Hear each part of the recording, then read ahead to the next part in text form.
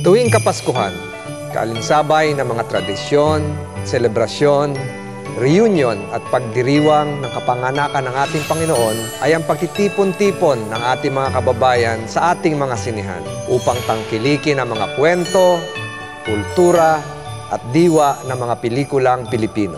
Ngayong Kapaskuhan, kinagagalak ng Metro Manila Film Festival na muli maging bahagi ng inyong taunang tradisyon.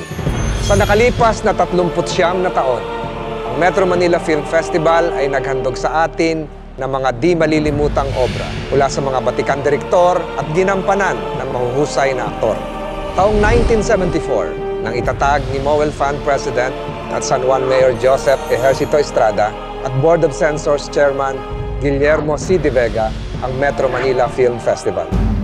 Ang unang binigyan ng parangal bilang Best Film ay ang pelikulang Diligin Mo ng Hamog ang Uhaw na Lupa.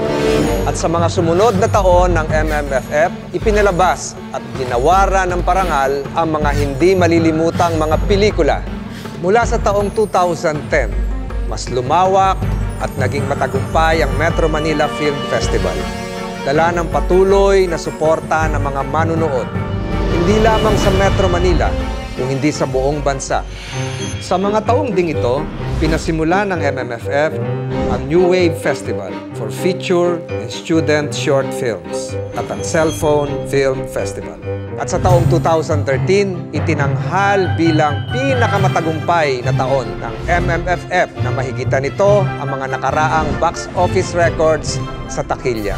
Sa tagumpay na ito, naging malaking kabahagi ng MMFF ang kanilang mga beneficiaries at sa tulong ng Metro Manila Development Authority ay naging bahagi din ng MMFF sa rescue, relief at rehabilitation ng ating mga kapatid na naapektuhan ng mga kalamidad.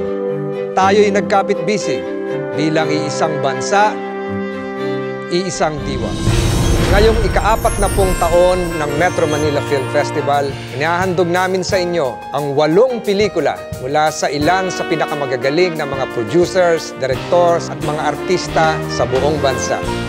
Pinangungunahan ng Bonifacio, English Only Please, Feng Shui 2, Kubot, The Aswang Chronicles, Muslim Magnum 357, My Big Bossing, Private Benjamin 2, Shake, Rattle, and Roll 15. Karangalan namin ihandog ito sa inyo. Hindi lamang para sa kasiyahan ng buong pamilya, kundi para sa patuloy naming misyon na makapaghandog ng aliw at saya sa buong bansa. Maligayang Pasko at maligayang